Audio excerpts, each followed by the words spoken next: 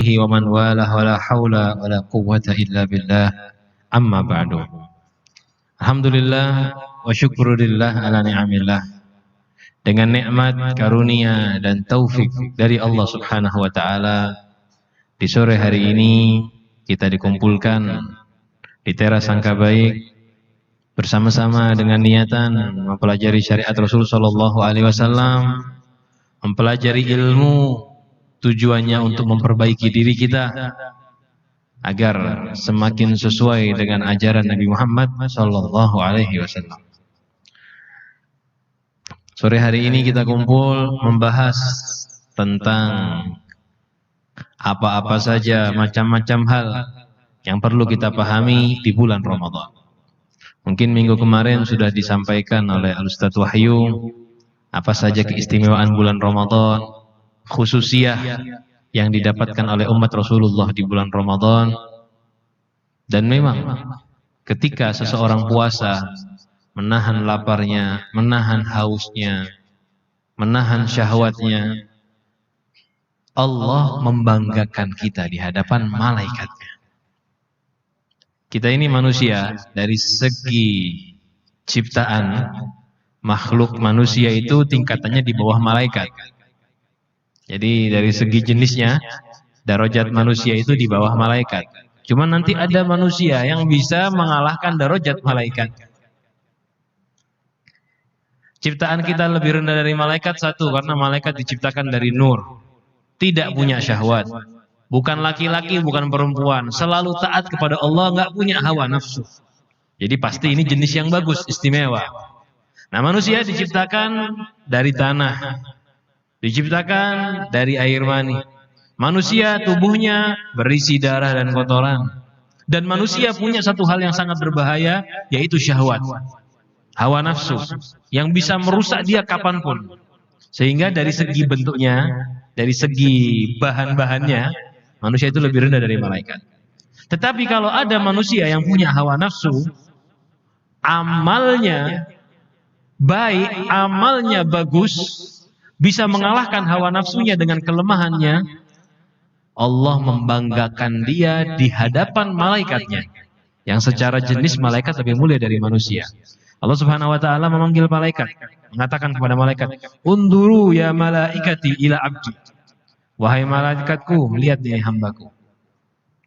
Ini salah satunya mungkin ada di antara kita pada sore hari ini.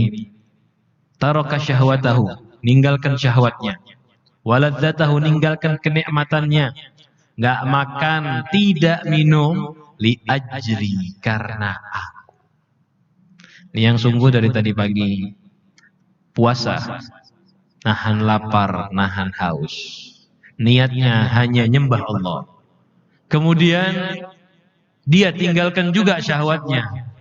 Karena puasa itu memang secara fikih nggak makan, nggak minum, nggak berhubungan, tidak melakukan hal-hal yang membatalkannya. Selain itu ada kesempurnaan puasa, yaitu menahan seluruh tubuh dari maksiat kepada Allah.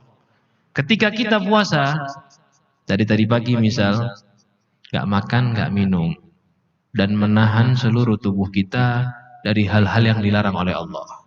Matanya tidak ngelihat maksiat, telinganya tidak mendengarkan maksiat, mulutnya tidak berbicara dengan maksiat.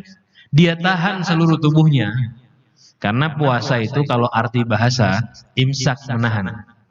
Secara bahasa Arab diterjemahkan ke Indonesia, arti kata saum artinya menahan. Ahan apapun itu namanya saum. Nah, yang dimaksud secara bahasa itu menahan diri dari apapun juga itu disebut puasa. Nah, secara fikih menahan diri dari yang membatalkan puasa. Tapi secara makna tasawuf, menahan tubuh dari segala hal yang dilarang oleh Allah.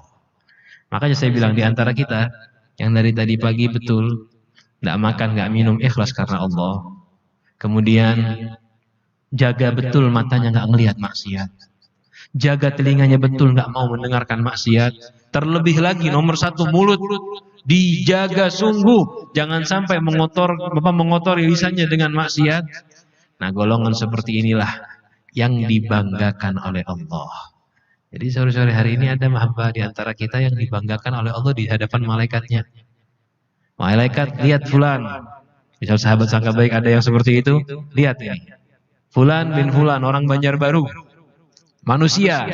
Lihat, hambaku yang lemah ini ninggalkan syahwat, kelezatannya, ta'am makanannya dan minumannya min ajli karena aku. Ini keistimewaan yang bukan main hadirin sekalian. Jadi ini juga termasuk keistimewaan bagi orang yang puasa. Cuman kita lihat dari hadis tadi, ninggalkan makan, minum, syahwat karena Allah. Semuanya semata-mata hanya menyembah Allah subhanahu wa ta'ala. Kalau puasanya bukan karena Allah, nggak ada gunanya. Jelas. Yang laki-laki puasa. Kenapa? Biar dilihat calon mertua. Saya rajin puasa. Nggak ada gunanya ini. Nggak mungkin dapat pahala. Yang perempuan puasa. Kenapa? Nggak enak sama suami. Misal baru nikah. Atau kebalikannya, Beb saya tahun ini malu mau puasa. Tahun-tahun kemarin saya tidak puasa, mulai tahun inilah saya niatkan puasa. Kenapa? Malu sama anak. Ya, bagus ya, daripada enggak, bagus. Cuman lebih bagus lagi, puasanya murni karena Allah. Soalnya kalau kita puasa karena sebab selain Allah, sebabnya hilang, puasanya juga hilang. Dan ini juga pelajaran buat para orang tua, bapak-bapak, ibu-ibu yang punya anak. Ada adat yang kurang baik. Bukan jelek ya, kurang baik.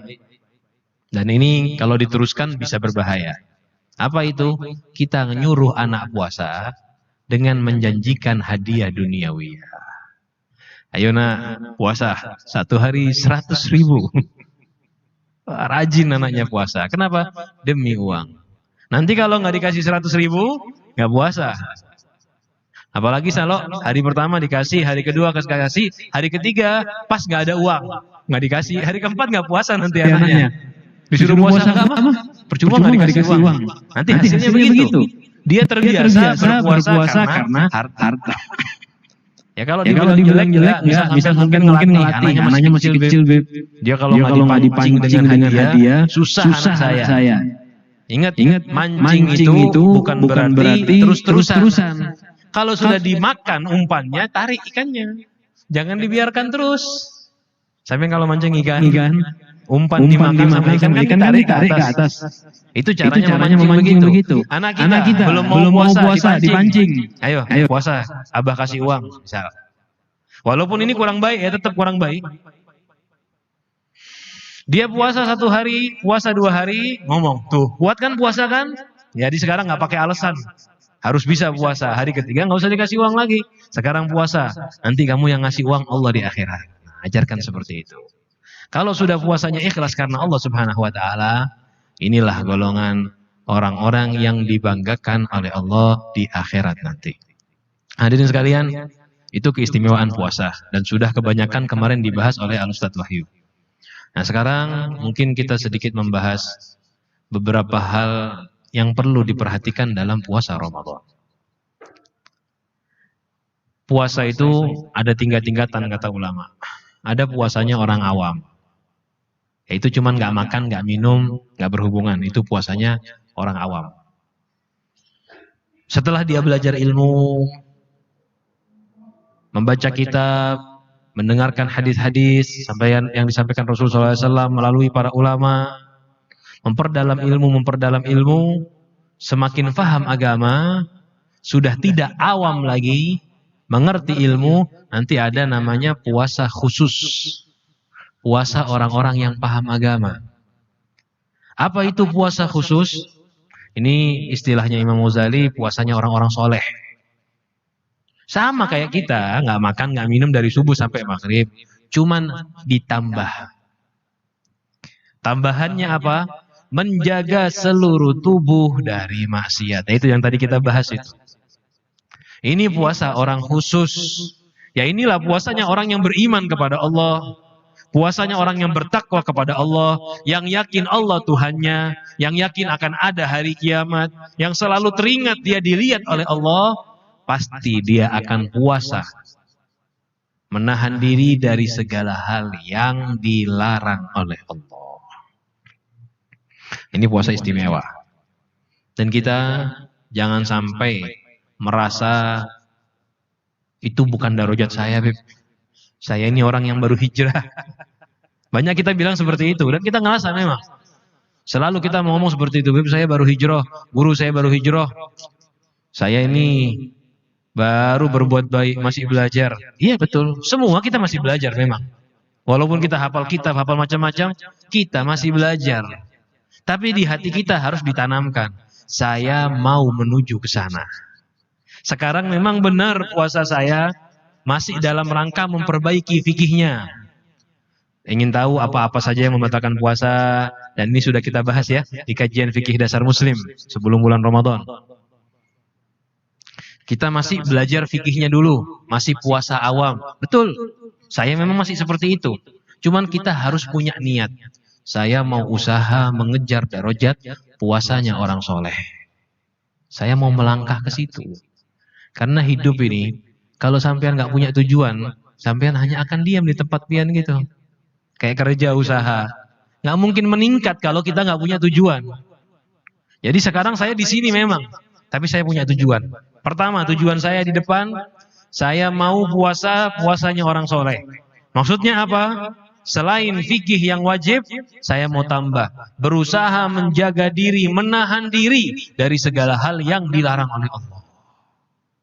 Nah ini, insya Allah, nanti Allah akan membantu, memudahkan kita sampai kepada darajat tersebut.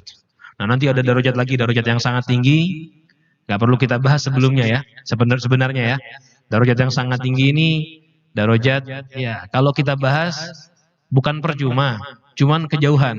Ibarat kita ini masih SD, sudah ribut omongannya profesor. Bagus, fokus dulu. Saya SD mau naik SMP, ya, misal begitu. Itu darajat yang tertinggi itu as-shaum amma siwallah. Ini darajatnya wali. Puasa dari segala hal selain Allah. Jadi di pikirannya, di hatinya, nggak ada makhluk sama sekali. Apa yang terlintas di pikiran dan di hatinya? Hanya Allah. Nah, ini kita ngebayangin aja belum bisa. Berarti nggak, Beb, nggak mikir istri, nggak mikir anak, nggak mikir kerjaan. Ini yang ada di pikirannya hanya Allah.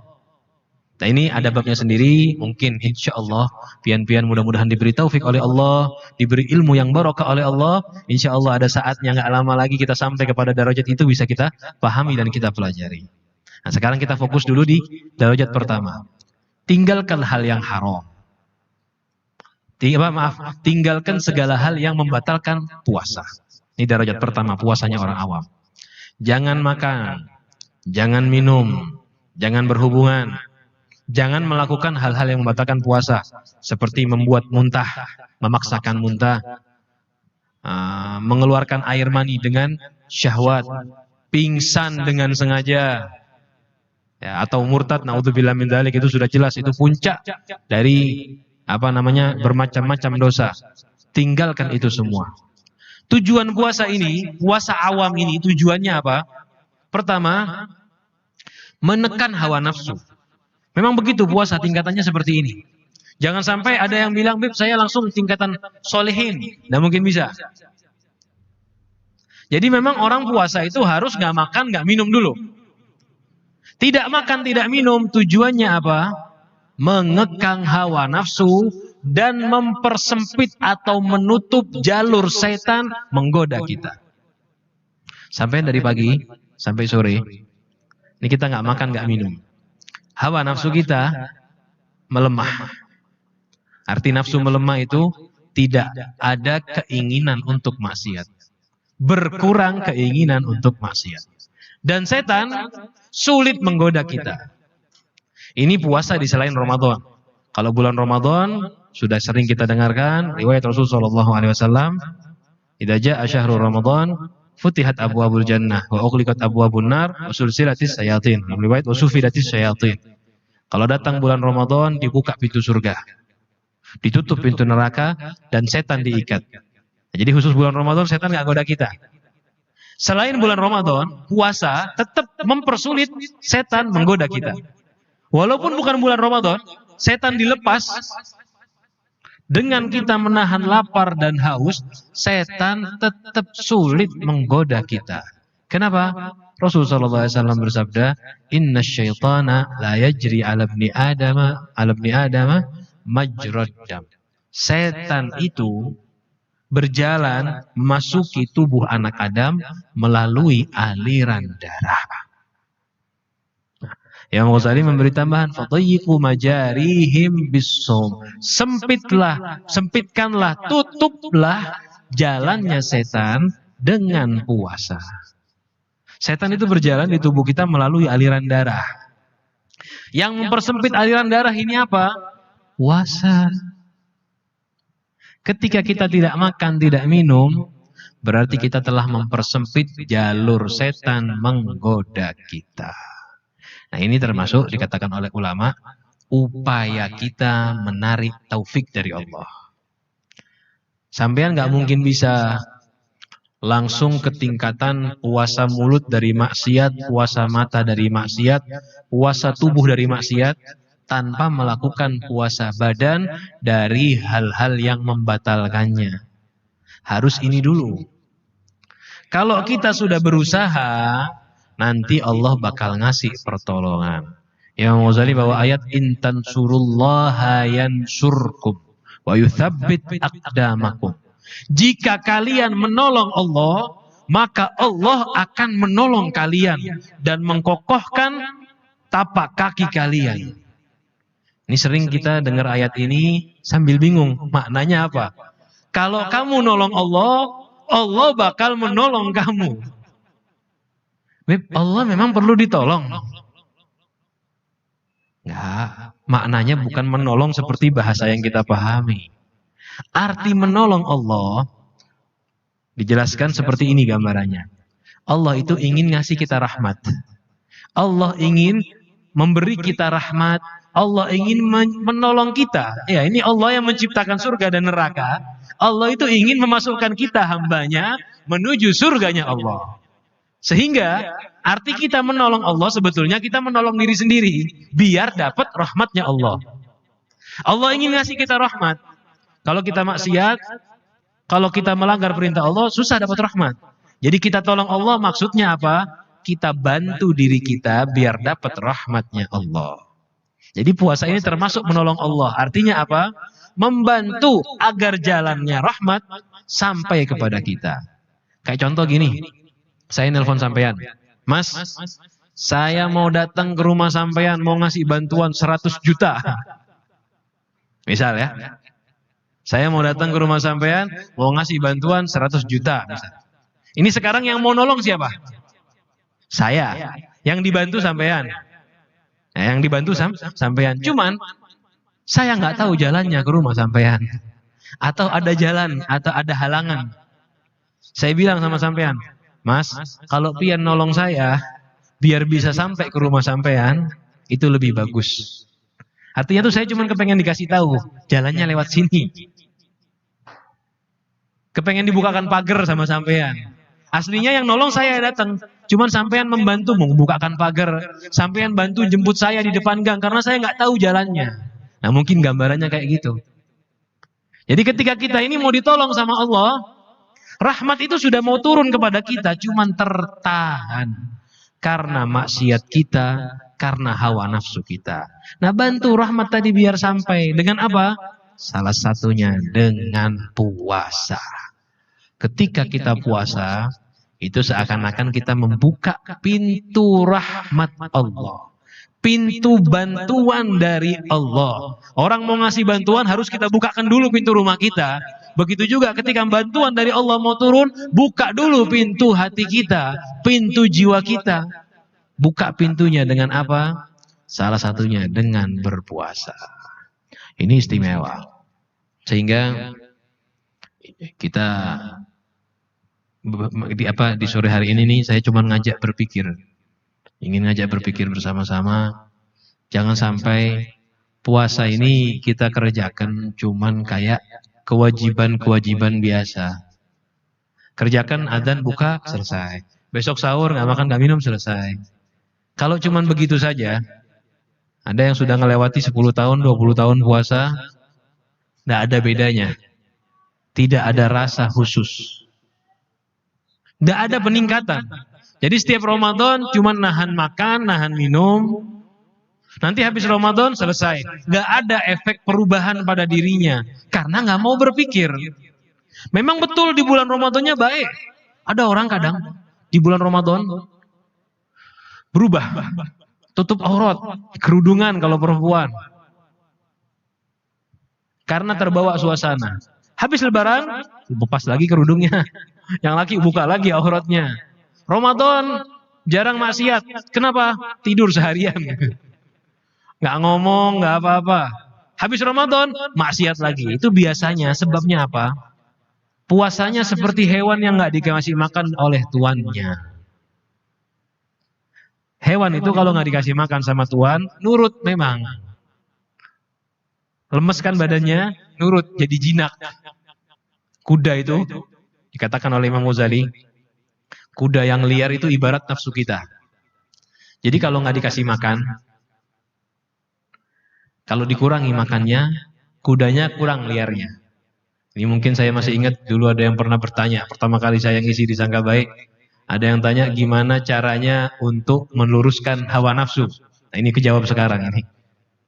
Jadi sampean di dalam diri kita itu ada hawa nafsu yang liar, yang berontak.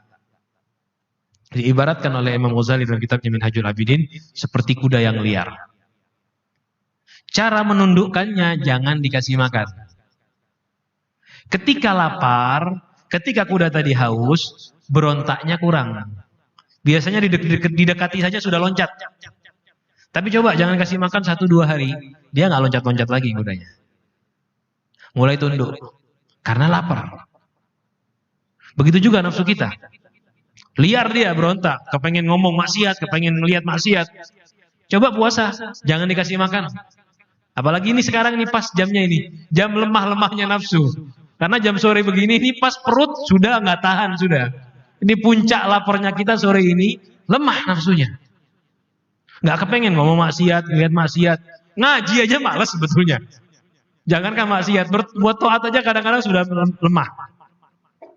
Cuman dilihat, ini lemahnya ini, kalau cuman dibatasin, adzan maghrib makan sepuasnya, adzan maghrib kenyangkan lagi, liar lagi nafsunya. Ya kayak tadi, orang yang mau menjinakkan kuda, 1 hari kudanya dibikin lapar, kudanya tunduk. Oh sudah diam sekarang, kasihlah makan yang banyak, besok liar lagi kudanya. Dan gak mungkin jinak selama-lamanya kalau begitu caranya. Hawa nafsu kita juga gitu. Jadi memang benar, kalau kita lapar, nafsu kita tunduk. Tapi setelah dia diam, ada lagi resep tambahan. Apa itu? Pas nafsu tunduk, diajarkan untuk ibadah. Gambarannya kembali kepada kuda. Kuda setelah lapar, setelah kehausan, kan nggak tingkah dia, nggak loncat-loncat, nggak liar. Dibawa sama yang punya. Diajak berputar, dikasih beban, dikenalkan dengan pemiliknya. Misal tuannya ngambil makanan dengan tangannya, dikasih ke kudanya. Biar dia kenal sama tuannya, biar nurut ini kuda yang liar. Sehingga kudanya semakin hari menurut dengan tuannya, liarnya berkurang. Hawa nafsu kita gitu juga. Nih siang lapar, lemah nafsu kita. Maghrib buka puasa. Ketika berbuka puasa, sambil diingatkan, nafsu, nih loh, sekarang kamu diizinkan makan sama Allah.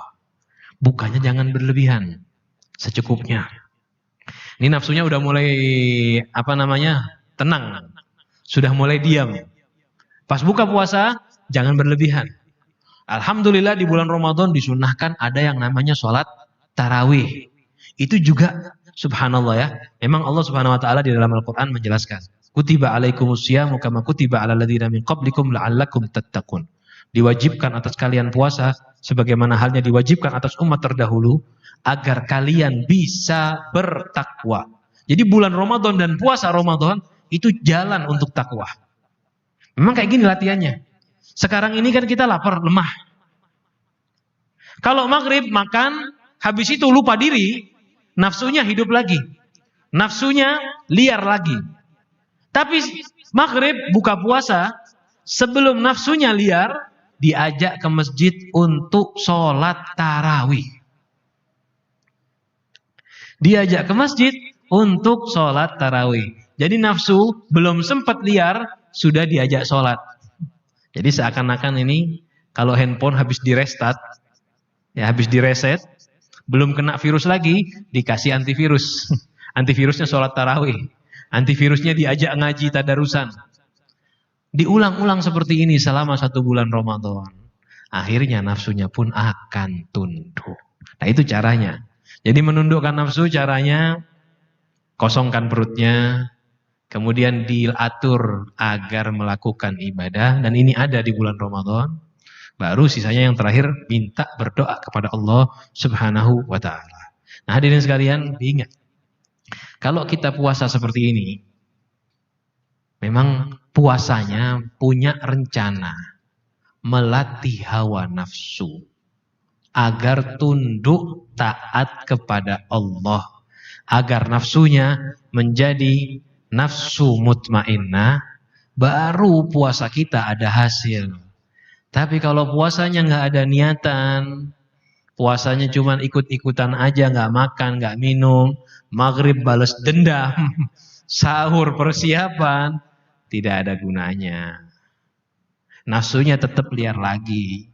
Itu yang saya bilang tadi, berapa banyak orang yang Ramadan soleh, bagus, habis lebaran kembali buas lagi. Ramadan rajin ke masjid, 5 waktu sholat berjamaah, banyak yang seperti ini. Pas Ramadan taat, kelihatan ini bagus. Habis lebaran, jangankan sehari 2 hari, habis sholat hari raya, duhurnya udah gak ke masjid lagi. Asarnya gak ke masjid, malah kadang-kadang duhurnya lupa sholat. Ini kayak yang sering terjadi, pagi sholat hari raya, duhurnya Jumatan, gak berangkat Jumat, kecapean, habis sholat hari raya pagi-pagi. Ada yang kayak gitu. Apa sebabnya? Padahal kan habis dilatih 1 bulan. Cuman latihannya gagal. Latihan bulan Ramadan ini ada yang berhasil, ada yang gagal. Kalau yang gagal nggak ada perubahan. Makanya diingat, dilihat. Tujuan lapar, tujuan haus itu merubah kita agar badan kita semuanya meninggalkan maksiat. Hadirin sekalian, itu salah satu tujuan puasa, yaitu melatih diri kita agar bisa bertakwa kepada Allah. Nah, perlu diingat juga, selain tadi ya, pemikiran tadi, bahwa puasa ini harus kita pikirkan, harus kita tanamkan, buat latihan mengekang hawa nafsu. Ada kesalahan-kesalahan yang kita kerjakan di bulan Ramadan, yang bisa menghilangkan pahala puasa. Nah, kesalahan yang menghilangkan pahala puasa, biasanya menghilangkan efek positif dari puasa di bulan Ramadan. Ini yang perlu diingat.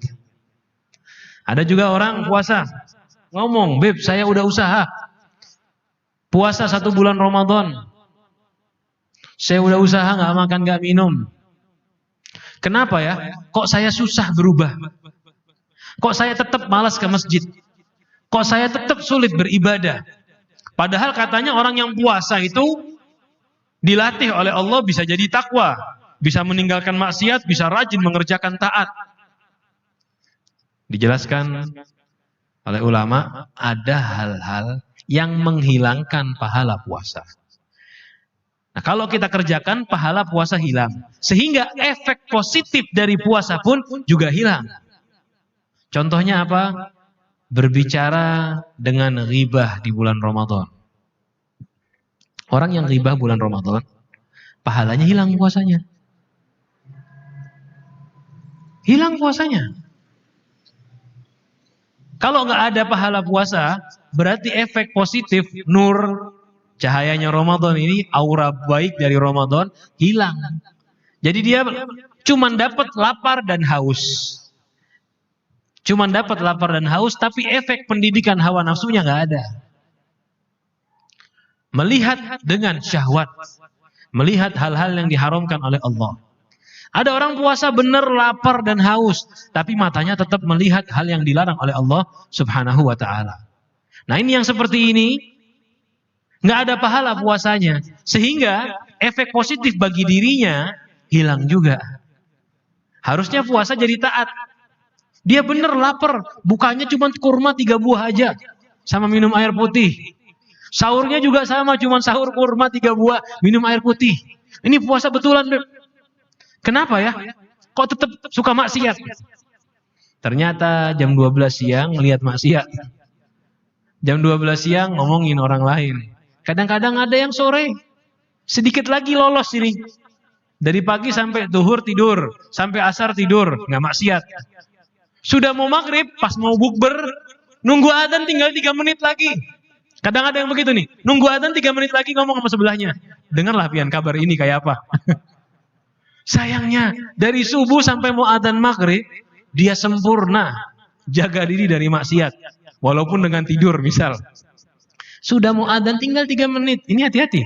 Kadang-kadang ada yang nunggu adzan buka ngomongin orang. Manalah, ini kok kada datang. Oh, memang dasar inya malas pemajelisan. Ribah sudah. Kadang ada yang kayak gitu. Habis pahala. Padahal 3 menit lagi dia sampai garis finish. Dia habiskan pahalanya. Hilanglah efek baik bagi dirinya. Efek positif dari Ramadan hilang. Sehingga nafsunya tetap tidak terdidik. Nah, hadirin sekalian, ingat, kebanyakan hal yang merusak pahala puasa itu dari lisan. Memang ada yang dari mata melihat dengan syahwat. Cuman kebanyakan dari lisan. Ada riwayat yang disebutkan oleh Al-Habib Ahmad bin Zain Al-Habsyi dalam kitab Risalatul Jami'ah dan beberapa ulama lain. Khamsun yuftirna shaim. 5 hal yang membatalkan pahala puasa. Al-ghibah, ghibah. Wan namimah, adu domba. Wan nadharu bisyahwah. Melihat dengan syahwat. Kemudian wal yaminul kadzibah, apa? Wal kadzib, berbohong. Dan yang kelima, sumpah palsu. Dari 5 hal ini, ghibah, adu domba, bohong, sumpah palsu, 4 ini semuanya dengan lisan. Satu aja yang dengan mata, nadhar bisyahwah. Lihat dengan syahwat, cuman 1 yang pakai mata. Yang 4 semuanya dengan lisan. Sehingga yang paling banyak merusak pahala puasa kita sebetulnya lisan. Gantilah dengan Quran, dengan mengaji, dengan berzikir agar pahala puasa kita sempurna. Nah, ini mungkin cukup sampai di sini. Jadi pelajaran penting buat kita di bulan Ramadan ini, jangan jadi cuman orang yang puasa seperti hewan yang nggak dikasih makan tuannya. Tapi kalau ada makanan menjadi puas kembali, jangan. Jadilah benar-benar orang yang melatih hawa nafsunya untuk tunduk karena Allah. Melatih hawa nafsunya agar tunduk bukan hanya di Ramadan, tapi di selain bulan Ramadan. Dan juga ingat, termasuk hal yang membatalkan puasa dan juga bisa menghilangkan efek baik dari puasa adalah bermaksiat dengan lisan seperti ghibah, berbohong, dan bermaksiat dengan mata, melihat hal-hal yang diharamkan oleh Allah Subhanahu wa taala. Nah, mudah-mudahan sore hari ini kita diberikan ilmu yang bermanfaat oleh Allah Subhanahu wa taala. Dijadikan puasa kita betul-betul latihan untuk memperbaiki diri kita agar semakin bisa mengatur hawa nafsu, menundukkannya untuk taat kepada Allah dan Rasul-Nya, dan mudah-mudahan kita dijauhkan dari segala hal yang bisa membatalkan puasa kita dan membatalkan pahala puasa kita. Sisanya kita berikan kembali kepada pembawa acara kita. Terima kasih banyak Habib atas kajian yang sangat bermanfaat sekali. Di sini kita masuk ke sesi pertanyaan. Di sini ada masuk pertanyaan dari YouTube, dari hamba Allah. Ada 2 pertanyaan. Yang pertama, bolehkah menunda sholat asar ketika mau azan maghrib atau buka puasa karena tertidur terlewat waktu asar, baru bangun ketika mau berbuka? Apakah dosa menunda sholat? Dan yang kedua, seandainya ada orang yang lalai saat puasa Ramadan, bermaksiat, terus dia tobat, amal apa yang bisa mengganti pahala puasanya? apakah boleh dikodok puasanya? Ada dua pertanyaan. Pertanyaan pertama, orang bangun tidur terlambat sudah mau maghrib. Sholat asar dulu apa langsung buka puasa? Ya. Tapi pertanyaannya tadi boleh nggak? Nggak usah sholat. Dosa nggak kalau tidak sholat? Langsung buka puasa dulu. Ini udah jelas. Sampean buka puasa itu sunnah cepet-cepet. Sunnah cepet-cepet. Nah, sholat asar itu